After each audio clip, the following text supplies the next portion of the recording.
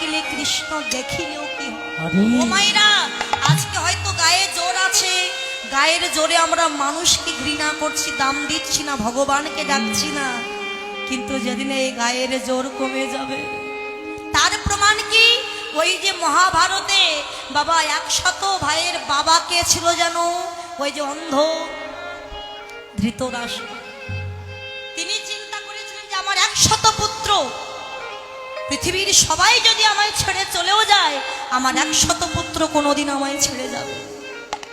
যখন কুরুক্ষেত্রে যুদ্ধটা শেষ হয়ে গেল, ওই অন্ধ ধৃতরাষ্ট্র বৃদ্ধ হয়ে গেছে, চলতে পারে না। যে পঞ্চ পাণ্ডবকে জীবন্ত ঘরের ভিতরে আগুন লাগিয়ে মারতে চেয়েছিলেন, যে পুত্রবধূর বস্ত্র হরণ করতে চেয়েছিলেন,